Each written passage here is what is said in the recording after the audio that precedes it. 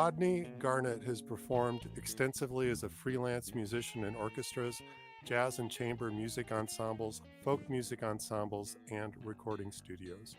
He became fascinated with all kinds of cultural context for music during his years of teaching at the University of Wyoming and performing with the Irish folk ensemble Colcannon.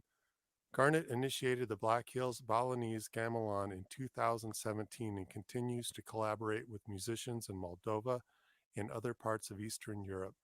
He has coordinated the South Dakota-based Sounds from Home project since April 2020. Rod, thanks for joining me here this morning. It's really great to see you again.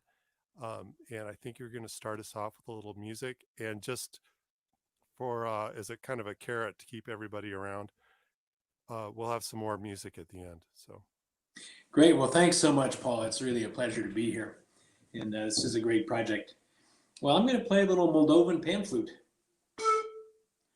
And this is a little tune, famous Romanian tune, the words by Mihai Eminescu, called Pe lângă plopii fără soț, which means meet me by the tree that does not have a partner. Always sad. So.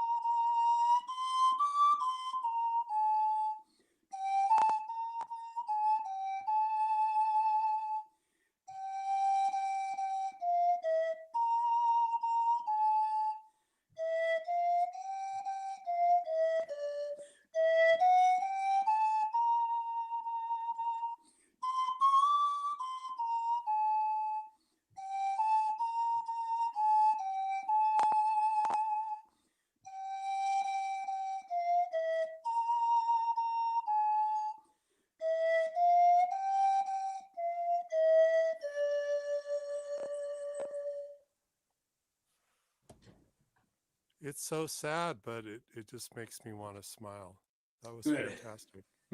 So is that a traditional folk song, or is that? Yeah, it's a good question. It is I think that it was a folk melody and people loved it. And then they took words by Mihai Eminescu, who was really well-loved Romanian poet, and made it into a sort of a pop song. So I think actually in the 30s, it was very popular and played by orchestras in Bucharest and Chisinau and in the larger towns and cities of Moldova and Romania. Okay, fantastic. So I kind of reconnected with Rod just recently through the Sounds from Home project, which Rod is putting together for the Methodist Church in Spearfish, South Dakota. Can you tell us a little bit about what's going on with Sounds from Home? Sure. During March, when all of this started and we were all staying home and trying to get used to that, I heard through a friend that another friend had the idea of doing concerts from their home every week, or from somebody's home. And I thought, what a wonderful idea. Well, since then, actually nobody knows where that idea came from, but it seemed like a really good one. And Sandy, my wife, and I were sitting on the back porch trying to think of how to organize all of this. And we wanted to really support musicians and who were obviously not able to go into their normal places where they would work. And we also wanted to bring together people who are kind of stuck at home. And a great way to do that seemed to be to start this weekly series of online performances. And so we actually had a really generous donation from an anonymous donor that allows us to pay the musicians something, and we pay a technician. Kevin Nakajima has been our real go-to guy throughout for putting these things together, and he's been done a super good job. And then we just have tried to. I have tried to find folks that really I was interested in, that I knew other people would be interested in. The Methodist Church has been a wonderful place to be based. At Spearfish United Methodist, there are lots of good musicians, lots of people who love music, who love musicians, which is pretty important when you're doing this. And That helps. Yep. And so we, I thought we'd do, I thought we'd do 3 or 4 concerts. We have done actually 28 weeks of a different person each week, and we've done all South Dakota based.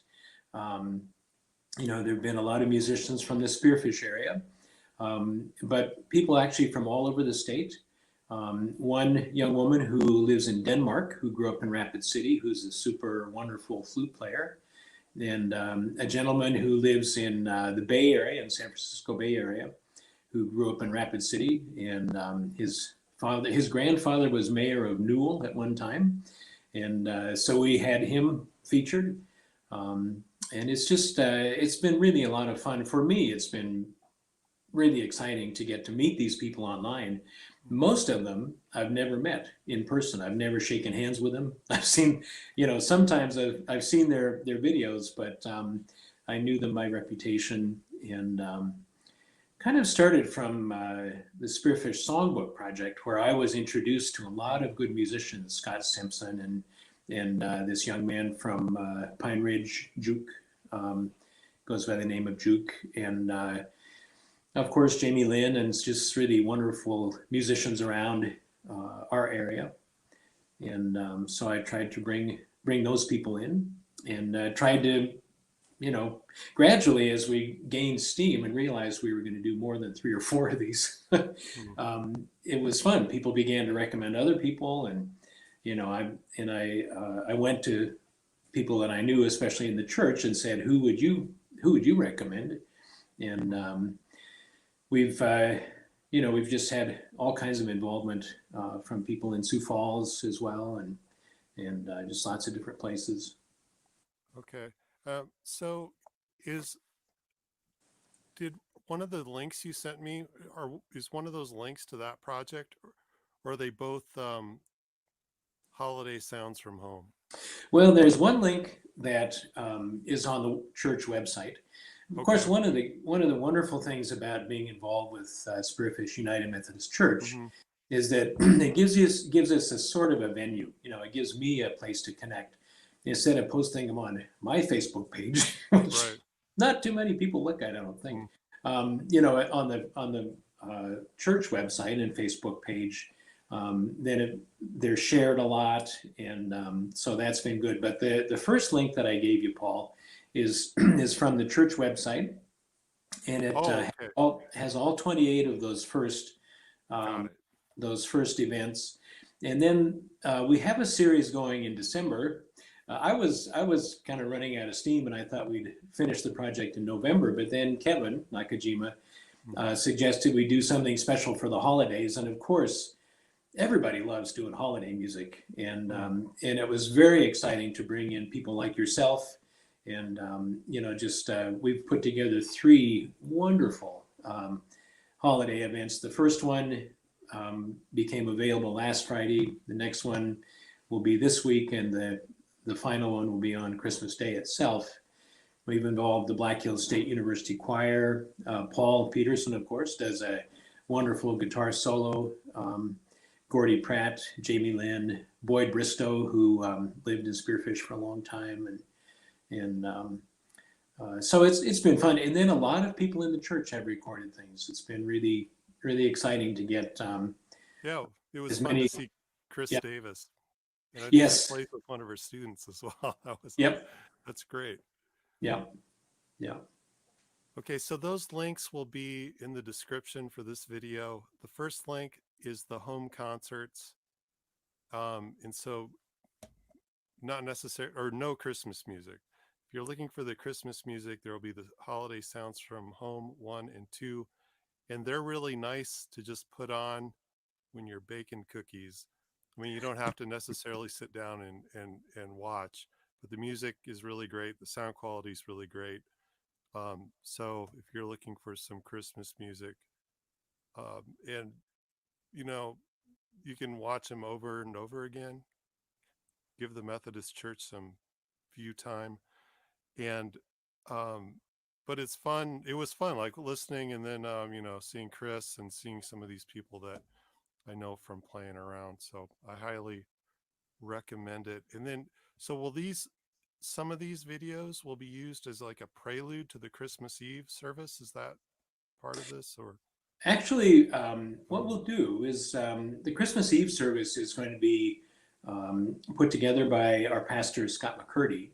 And it's actually, he had a really nice idea for it. Of course, we're just trying to figure out how to do services when we really shouldn't be inside sharing germs.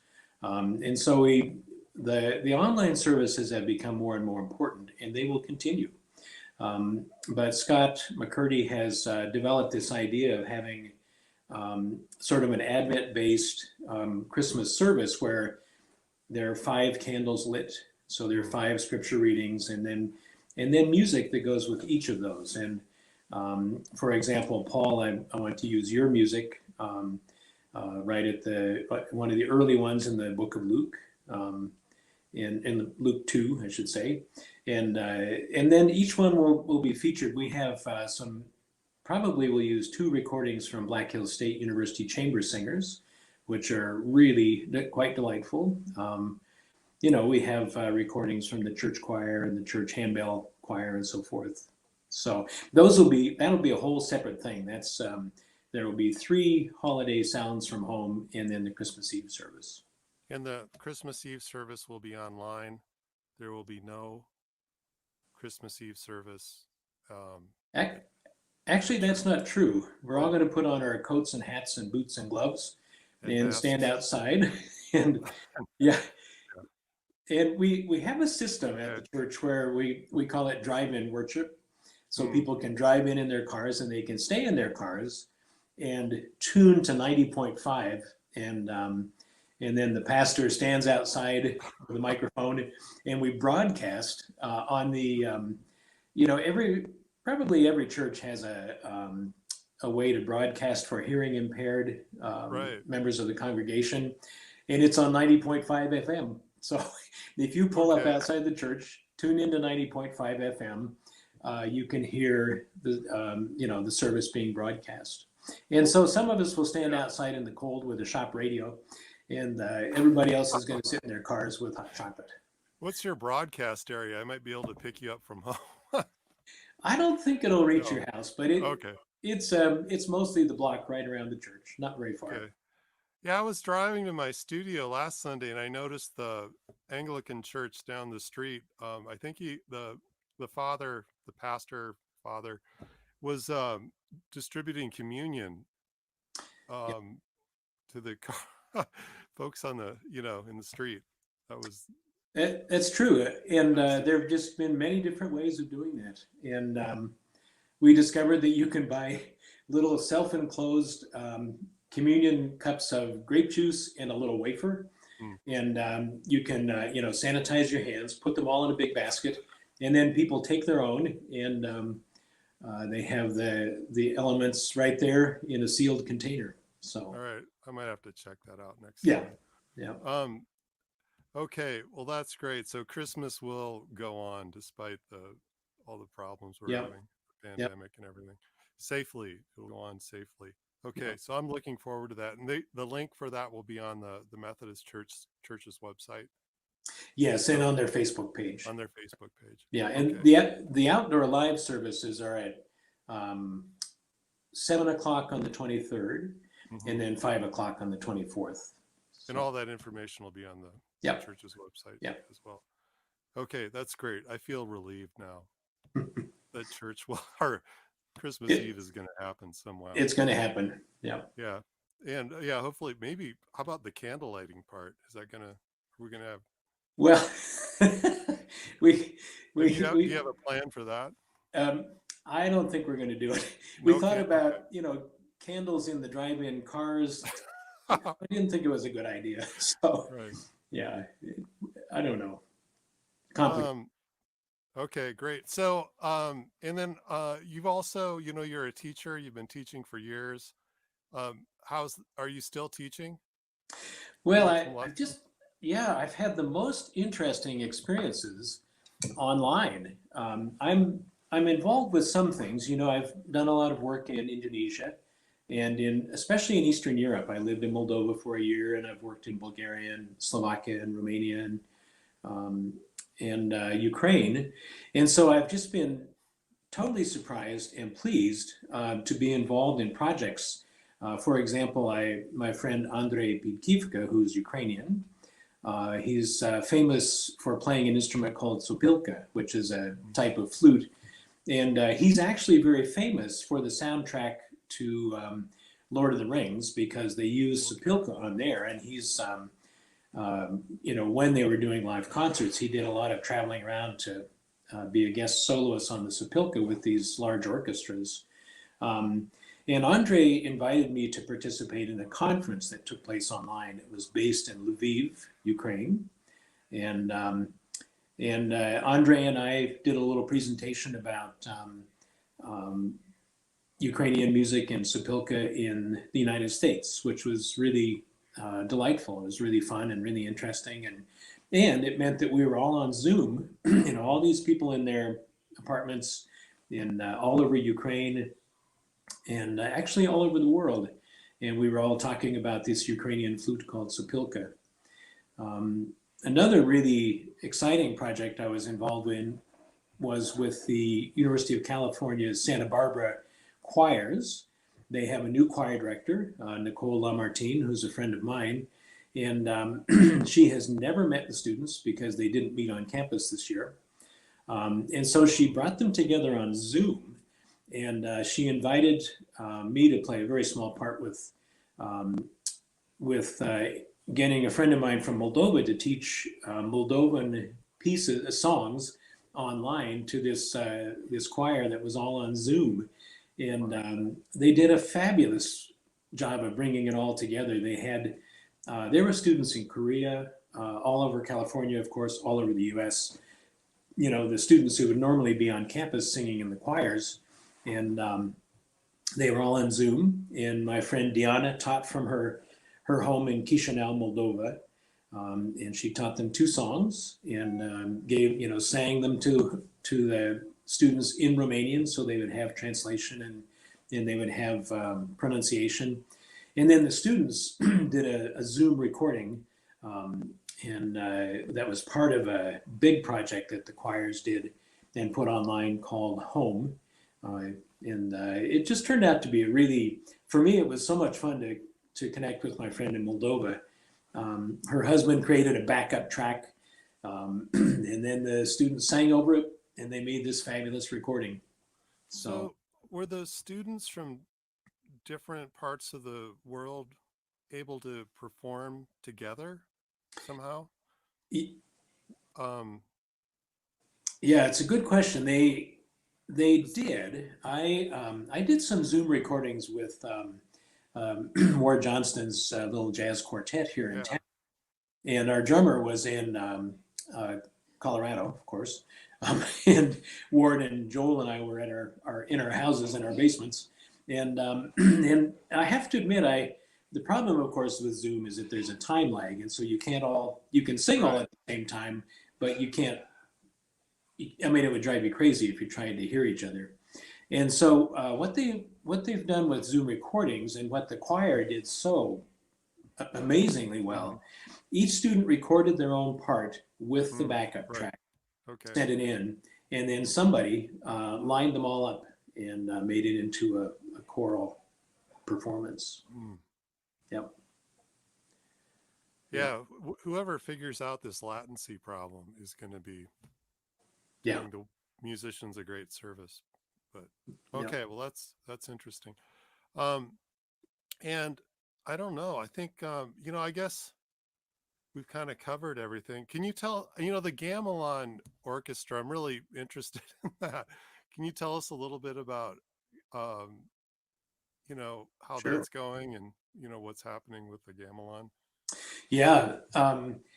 It's really it's pretty wonderful music. I've really been in love with gamelan music since the mid 1990s when I met a guy named E. Made Lasmawan.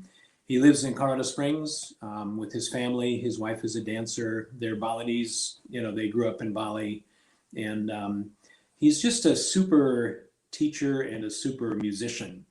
And uh, and so I just was very excited to start a little group here. We have small instruments, just 4 tones per instrument, which means that it all fits in my van, which is important. And we have about 12 very dedicated members. And before the pandemic, we had been meeting every Friday, and sometimes more than that, sometimes a couple times a week to rehearse. And we would do a concert with Made and his family. They would come up from Colorado and perform with us. And we did a performance on February 29th, believe it or not, leap day of 2020 at Black Hills State University. And it was really fun. And then we actually did a performance on KOTA television for Blake Joseph in Rapid City. And then everything locked down. And so, you know, we did all that and kind of squeaked by because we knew that this pandemic was coming.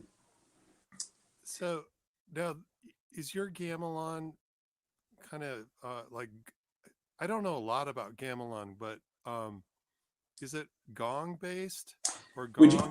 I can take you downstairs and see it. You want to do that? Sure. What the heck? Yeah. What the do heck? We're walking through my house. Get a Why tour not? of Rod's house. Looks like a nice place. It's a nice place. Here's the stairway. All right, and I'm going to try to show you the instruments. I have them all kind of bunched together so you can see them. It is based around a gong. Gong is the most important of the instruments. And Well, let's see if I not can get true it so for you can see them. all gamelan music. I mean, does it So vary these are from? gamelan instruments. And you can see that they are kind of like, they're a little bit like a Yeah. xylophone, I guess, in that they have tone bars. Mhm. And there are 4 tones.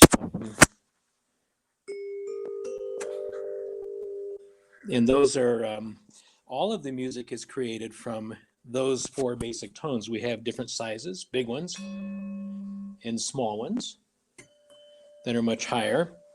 Probably not giving you a very good view of everything here. And then, of course, we have the big gong, which is a hanging gong. It's about 2 feet in diameter, and that's the deepest tone that we have. And there are a few other instruments that go with it. We have flutes and drums as well. So Are there any string instruments associated? there are. There's an instrument called rebab, but none of us actually play rebab.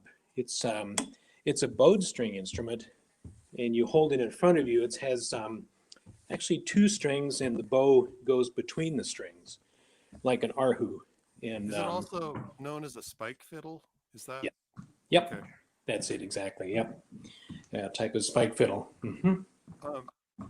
What does the term gong cycle mean? Well, it means that if you have a melody,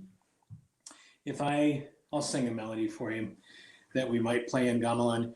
Da da da da da da da da da da da. And the gong would happen once in every gong cycle. So this is the gong. If I can get my hand there. Okay. So gong would go gong da da dum da da da dum gong da da dum da da da dum. And we have actually 3 different gongs that would play during that cycle. And what's interesting about gamelan music is that it is repetitive, but it's built from the bottom up. So the gong cycle is the most basic part, and then often fairly simple melodies, or they would seem simple, that are played on the low tone bar instruments. And then up above that is all this incredibly fancy ornamentation that gets very jazzy and interlocking parts that are really super fun to play. So that's what we love about it, is that it all comes together like that. I think that repetitive aspect to it is kind of, there's sort of a meditative kind of thing that happens Yeah, when I listen to gamelan. It's really nice, yeah, like yeah, right now. So, yeah. um, okay, well, thanks. And I think now we promised everybody some music to wrap it all up. Sure. Let me get my other pan flute. We're going to play some different pan flutes. Hello, Sandy. The pan flute that I played first, this one, is very fancy. You can see that it's curved to make it ergonomically easier to play. There's even a bit of a shape to that curve so that, the Romanian and Moldovan players play really fast. I'm not a real fast player. And so they can go all the way from top to bottom very smoothly without moving their head. And it also plays chromatically.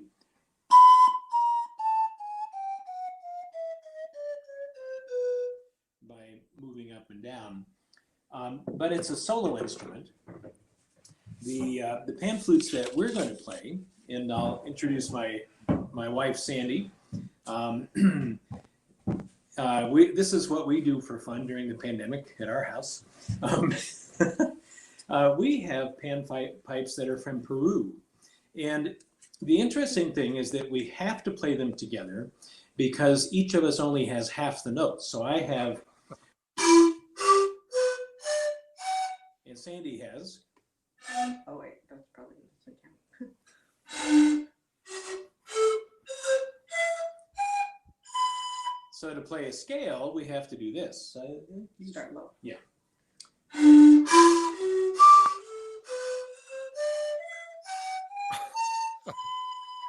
And to play a melody, then we have to be really good friends, and we only play half the melody.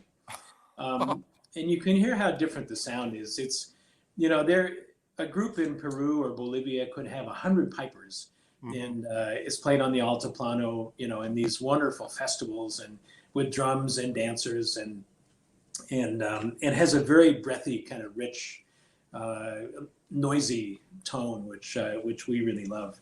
We're going to play a little piece called Pascuas, which means Easter. And so it's a little celebration of Easter.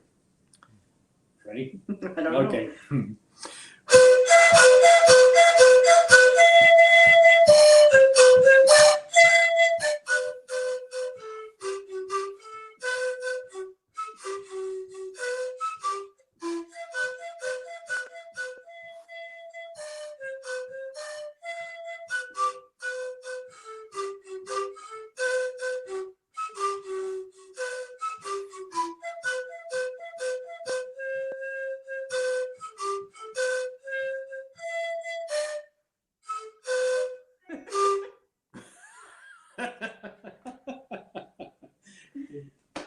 We need Let's practice. try the last part. Okay. Okay. Start where? Last part. Da, da, da, da.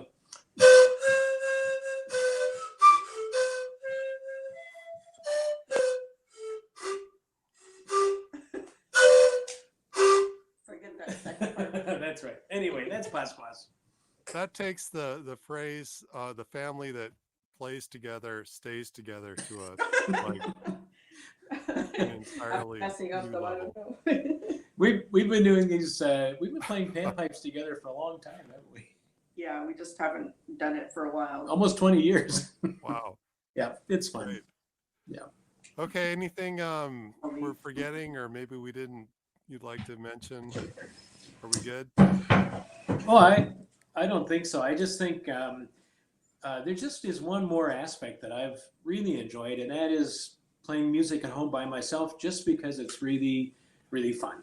And I just would encourage people to get out their instruments or to sing, or Right. don't be afraid to do some things. I took lessons on Bulgarian Kaval online this year, which I can't really play the Bulgarian Kaval very well, but when you're on Zoom, nobody knows. And so, and I actually got a lot better just because, and I did it just because it was fun. So I would just encourage people to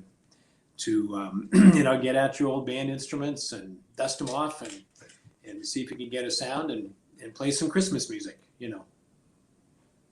Right. That half hour that you could never find to practice the French horn, you have it now. You have it now. Most likely. Maybe. Turn off the TV and get out the French horn. That's right. Well, thanks, Rod. This has been great. Yeah, thank you, Paul. What a pleasure. Okay. Tell everybody goodbye. Yep. Goodbye, everybody. Thanks for being here. Yep. All right. Thanks.